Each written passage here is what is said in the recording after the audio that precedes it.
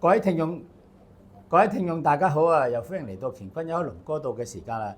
今日呢一集咧，我其實係一個陪襯嚟嘅啫，主角咧就係我太太龍嫂啦，同埋佢嘅嘉賓啦。因為當中發生過咩事情，係我太太點樣幫呢位嘉賓咧，我係完全唔清楚嘅。理論上我應該係消失嘅，咁但係我太太話唔得，我係陪襯品嚟嘅，一定要傍住佢各樣嘢，所以咧我就逼上梁山喺度。OK 啦，咁啊開場白講完啦，太座就交俾你同你位當事人分享下你嘅靈異嘅嘢，還是點？想同大家咁我可以飲杯嘢唞唞先。我嘅朋友啊，嗯，我朋友得唔得？可以。講翻佢嗰啲經歷嗰啲嘢啦，親身經歷嗰啲嘢啦。個咪喺度啊，我哋1米2用都好喎。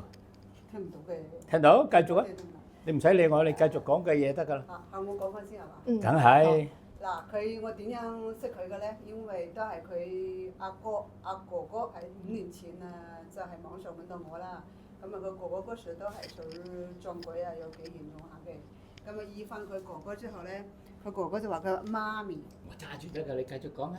呢啲粗重嘢我做啦，快啲。頭先我繼續俾我。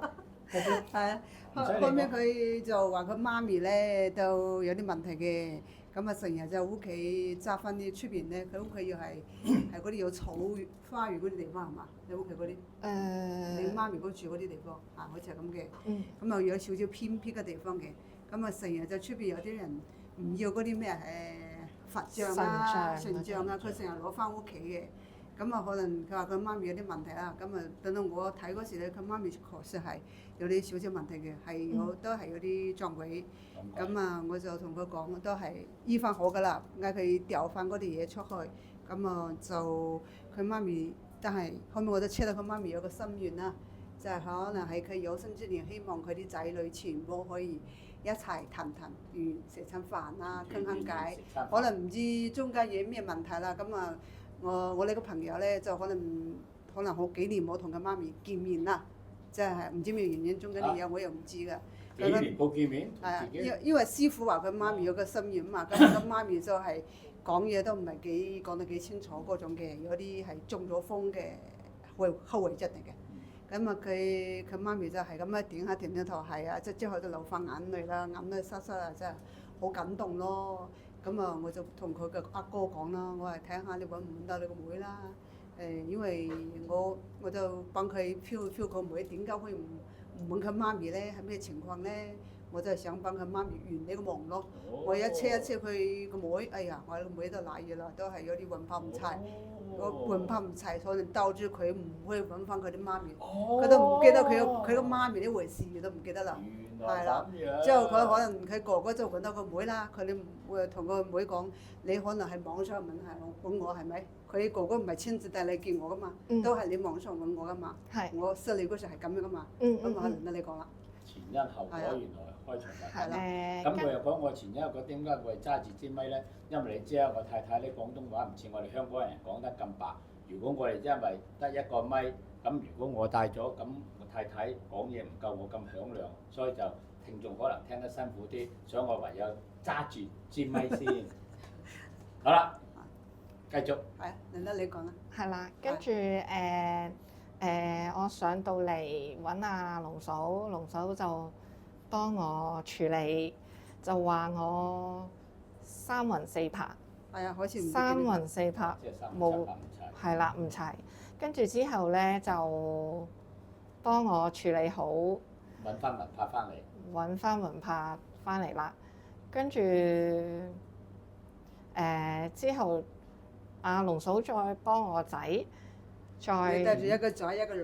係。係啊，佢哋兩個都有問題，好似佢係有撞鬼同夢講唔齊。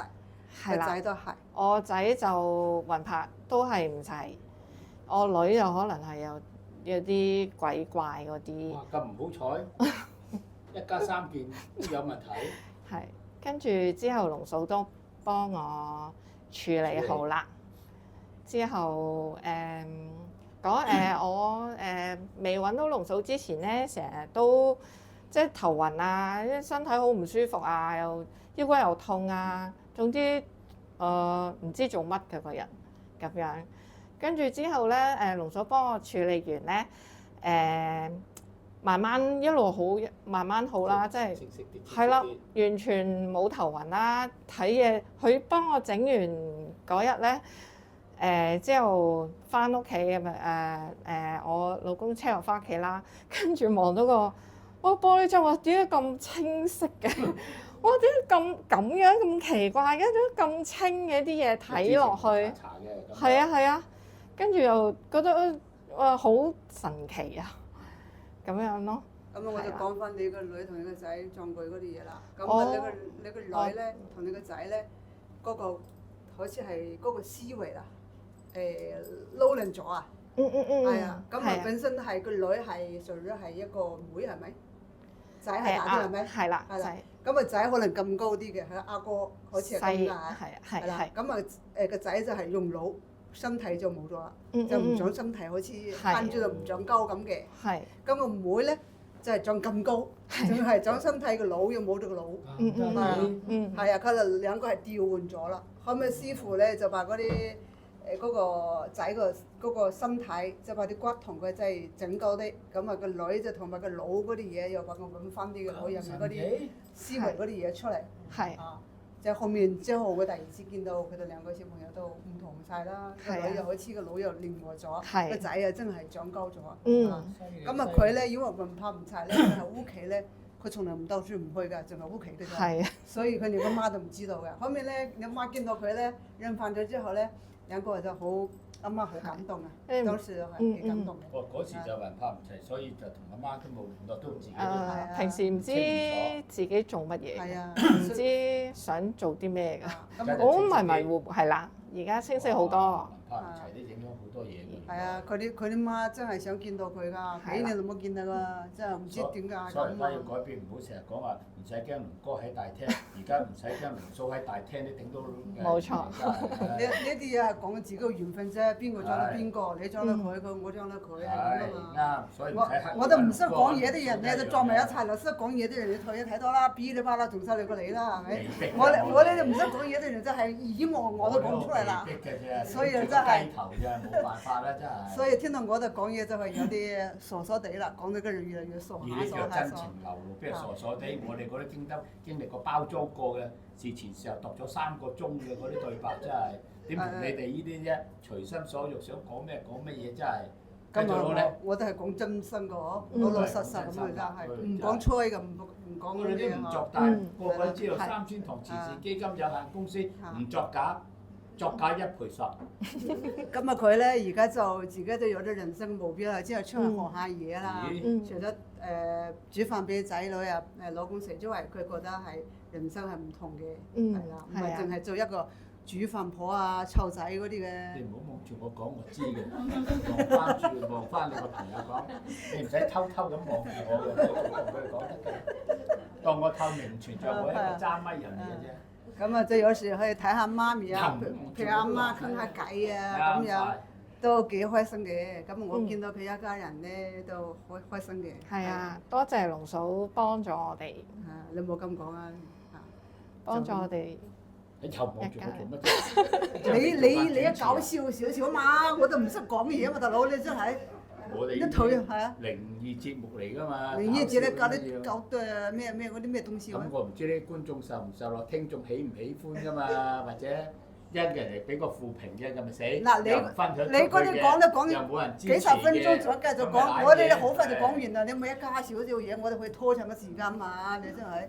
你咁坦白講晒出嚟嘅，因為係啊。係嗱，就為咗我阿龍嫂，我老婆龍嫂咁老實嘅，你真係要分享出去啊！俾留言讚好啊、like 啊，各樣嘢㗎真係。我哋冇賣花巧嘅，全部都係原汁原味㗎，就咁出嘅真係。只求實際，不求裝飾嘅我哋。係啊 ，OK 啦，都唔錯啊。咁就 OK 㗎啦。因為佢緊張啊，佢出嚟講咗好耐啦，真係。邊有緊張啫？頭一講得佢緊張到緊張啦，望住我都話仲繼續。我唔望住你，望住邊個啫？真係靚仔都唔敢望嘅，大佬真係。你因為望我多眼嘛，我靚女嘛，你靚仔。我揸緊咪啊，已經唔可以揸埋一邊，我要顧全大局，望住中間嗰度。OK 啊，OK 啦。邊度得啫？係咪差唔多咧？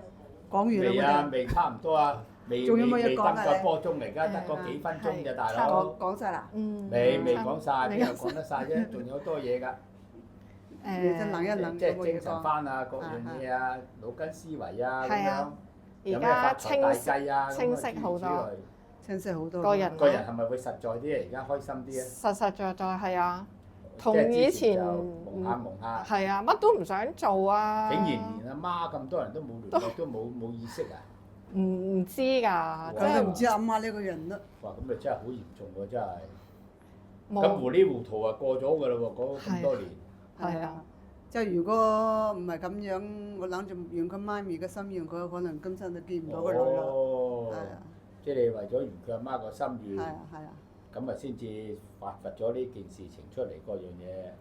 所以咪講緣分咯，我永遠都話好多嘢唔好刻意嘅，有心栽花花不長，無心插柳就柳成蔭啊！所以就係咁咯，所以話俾你哋聽，唔好咁刻意揾呢個揾嗰個，一切都係隨緣。揾到咧就係你個緣分，揾唔到咧都係你哋嘅福分，係咪？人生就係咁千奇百怪噶嘛，係嘛，老婆大人啱嘛？係 OK。啊，咁又點啊？差唔多啊，你認為？咁啊，我哋應該講完咯。我哋講咁覺得好差唔多啦簡單咯，嚇，簡簡單單嘛。哦，簡簡單單啦。係啊。哦，咁我阿龍嫂話差唔多咯喎，因為係啊嘉賓接受訪問完啦。啊咁啊呢集啊都唔算係草草了事嘅，不過求其噏咁樣，希望你哋有個頭，有個尾，有個中間。多多包涵啦。喜歡嘅就講傳出去啦，唔喜歡嘅都要俾個 like 啦，最基本嘅呢啲係咪先啦？OK 啦，咁啊多謝咁多位收聽啦，各樣嘢，下集再見。好啦，拜拜，拜拜，拜拜，多謝晒。好。